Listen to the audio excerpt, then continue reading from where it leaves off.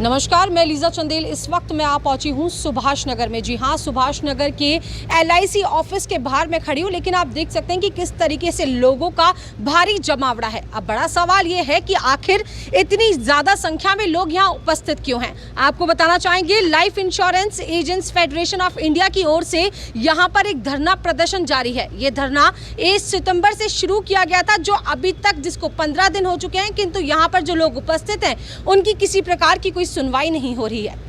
बता दें, लोगों से मिली जानकारी के अनुसार ये सूचना प्राप्त हुई कि लोगों की कुछ मांगे हैं। LIC एजेंट्स जो एक लंबे समय से लोगों का जीवन बीमा करने का काम करते आ रहे हैं, लोगों को सुविधाएं उपलब्ध करा रहे हैं, किंतु जब बात आती है उनके हकों की, उनके अधिकारों की, तो सरकार और उच्च अधिकारी अपना हाथ से पल्ला झाड़ते हुए नजर आते हैं और नहीं हो पा रही किसी प्रकार की कोई सुनवाई। इसी कड़ी में आज जो धरना प्रदर्शन यहाँ पे जारी है, यहाँ पे लोगों की कुछ मांगे हैं। चलिए जुड़ते हैं यहाँ पे उपस्थित लोगों के साथ में, जानते हैं कि किन कारणों के चलते ये धरना प्रदर्शन दिया जा रहा है।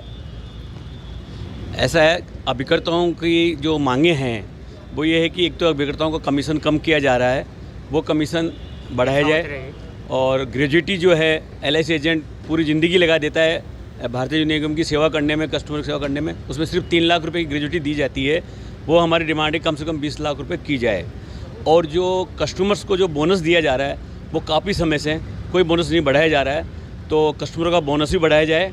और जो पॉलिसी पे लेट फीस पे ये GST लेते हैं वो हटाया जाए। दूसरा, पॉलिसी धारक को उसकी पॉलिसी पे लोन दिया जाता है पर्सनल लोन के हिसाब से, उस पर जो इंटरेस्ट लेते हैं वो 10% करीब ले रहे हैं, जबकि बाज़ार के अंदर लोन की इंटरेस्ट रेट काफ़ी डाउन हो गई है। तो हम ये चाहते हैं कि कस्टमर को कम ब्याज दर पे लोन दिया जाए। ठीक है, एक दूसरा सवाल मेरा आपसे ये है कि सर, यहाँ पे लंबे समय से आप लोग धरना दे रहे हैं, तो क्या कोई भी उच्च अधिकारी अभी तक आपसे आके मिला है? क्या उन्होंने इस बारे में अपडेट ली है? नहीं, अभी तक नहीं आया। सिर्फ 14 सितंबर को एक बार कॉल किया था अधिकारियों ने मीटिंग के लिए, लेकिन उसमें कोई फैसला नहीं हो पाया और उन्होंने मना कर दिया। उसके बाद से हम लगातार धरना प्रदर्शन पे, और जब तक हमारी मांगे नहीं मानी जाएगी, जब तक हम लगातार करते रहेंगे। और यहाँ से नहीं तो हम फिर दिल्ली कूच करेंगे लोकसभा पे, और वहाँ पे धरना करेंगे। बहुत बहुत धन्यवाद। इसी कड़ी में हम आपके साथ जुड़ेंगे। सर, आपसे जानना चाहेंगे कि जैसा कि एक आप लोगों का सवाल यहाँ पे था कि आपके द्वारा जिन बीमा करके जिन लोगों को जो यहाँ पे जोड़ा जाता है, कुछ समय के बाद में आप लोगों को उनके वहाँ से वो अपना एजेंट बदल सकता है, उसके बाद में वो अधिकार, वो कमीशन दूसरे एजेंट को मिलता है। उस बारे में आपका क्या कहना है? ये एक तरह से एक आत्मघाती हमला है हमारे ऊपर एजेंटों पे। एक एजेंट 15 साल 20 साल की पॉलिसी होती है, 15 साल उसको सेवाएं देता है। 10 साल की पॉलिसी होती है, 15 साल उसको सेवाएं देता है। 5 साल की खातिर दूसरा एजेंट उसको अपने अंडर में लेता है। तो हमारे एजेंटों में एक मनमुटाव पैदा होता है, विरोधाभास होता है एक दूसरे के प्रति। तो इस विषय में आपने अधिकारियों से चर्चा की थी? सारे दिए हुए हैं हमारे सब। आप लोगों के द्वारा लिखित में कोई दस्तावेज आगे पेश किए गए हैं? बिल्कुल मतलब पार्टी का हित हो रहा है, हमारे एजेंटों का हित हो रहा है, हमारे कोई नहीं सुन रहा है। और इतने दिनों से आप ऑफिस के यहाँ पे बाहर बैठे हुए हैं, इतने दिनों से धरना प्रदर्शन जारी है, कहीं ना कहीं मुझे लगता है कि कहीं ना कहीं आपके ऑफिस का काम कुछ समय से रुका हुआ है, उस पर अधिकारियों ने कोई एक्शन नहीं लिया? अभी हमारे से अधिकारी बात करने नहीं आए, और एजेंट लोगों ने अभी काम करना बिल्कुल बंद कर रखा है। वो सब ऊपर बैठे हैं, वो अभी पिछले 2 हफ्ते से एजेंटों ने काम करना बिल्कुल स्थगित कर रखा है। दिल्ली में आप कब कूच करने वाले हैं? नवंबर में जाएंगे। अगर अक्टूबर में हमारी बातें पूरी नहीं हुई तो नवंबर में हम जंतर मंतर पे डेट है, 30 नवंबर को हमारा दिल्ली के अंदर प्रदर्शन होगा। ऑल इंडिया के एजेंट्स आएंगे, कम से कम 3 लाख एजेंट इकट्ठे होंगे। लमसम 3 लाख के करीब जो है एजेंट वहाँ पे उपस्थित होंगे। बहुत बहुत धन्यवाद।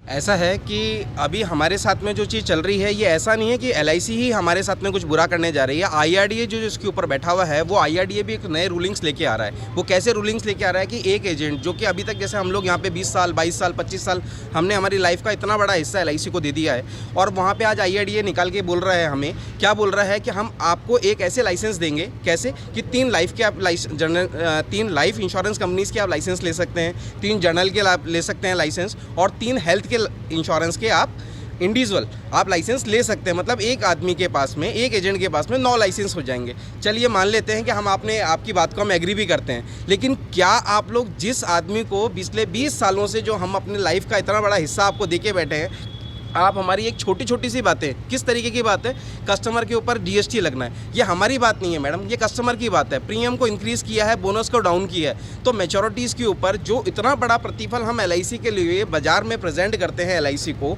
उस एलआईसी के लिए हमारे प्रति इतनी सी भी संवेदना नहीं बनती है कि हम 1 सितंबर से, जब से एलआईसी अपनी तरफ से स्टार्ट हुई है, उसका बर्थडे मनाया गया था, हमने उसके साथ हर साल के साल हम उसे सेलिब्रेट करते हैं। क्या एलआईसी को हमारे साथ में उठ करके हमारे बारे में नहीं सोचना चाहिए? वो आईआरडी जो वहाँ बैठा हुआ है वो नए नियम फटाफट लेके आता है कि साहब पॉलिसी बॉन्ड निकालेंगे और उसके ऊपर हम एजेंट का जो कमीशन उसे दिया जाता है हम उसे छापेंगे। अच्छा चलिए आप ये तो छाप देंगे, लेकिन वो पॉलिसी होल्डर को जो और प्राइवेट कंपनीज के साथ में जिनको पैसा नहीं दिया गया, जिनको कम पैसा मिला, जिनके पेमेंट्स नहीं हो रहे हैं, क्या उनको भी कहीं हाईलाइट करते हैं आप लोग?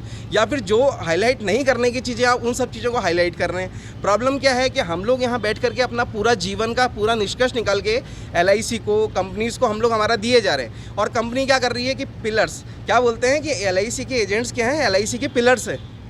किस तरह के पिलर्स? जिसमें दीमक लगी हुई, ऐसे पिलर्स जो इस पिलर को कभी भी गिरा दिया जाए। आप पोर्टेबिलिटी लेके आ रहे हैं इंश्योरेंस में, कैसी पोर्टेबिलिटी कि आप जनरल इंश्योरेंस में तो लेके आ चुके हैं कि आपका जो काम आप कर रहे हैं, ठीक है, जनरल इंश्योरेंस की पॉलिसी ऐसी होती थी जो 1 साल की पॉलिसी बनती थी और 1 साल के अंदर ही खत्म हो जाती थी। अगली साल आप उसे जाके किसी के साथ में लेना चाहें उसके साथ लीजिए। लेकिन लाइफ इंश्योरेंस का एजेंट जो बेचारा अपने पूरे जीवन को 20-20 साल, 25-25 साल की पॉलिसी उसको सर्विस दे रहा है, आज क्या होता है कि एक नया एजेंट आएगा, जी सर पोर्टेबिलिटी करा लीजिए, मैं आपकी पॉलिसी यहाँ से वहाँ शिफ्ट कर देता हूँ, ये आपका फैमिली मेंबर है, यही होना है। और आपके हिस्से का कमीशन भी उन नए यस, एजेंट्स के पास जाएगा। उनको दे दिया चला जाएगा। और जब आप उनको दे देंगे तो हम लोग कहाँ जाएंगे? आप लोगों के अधिकारों का हनन किया जा रहा है। यस। दूसरी चीज़ क्या है कि जिस ग्रेचुटी के ऊपर, ग्रेचुटी कौन सी मैडम, हम लोग किसी कंपनी के साथ में आज काम करते, इतने वर्षों तक हम काम करते, तो कंपनी की तरफ से कुछ तो हमें दिया जाता।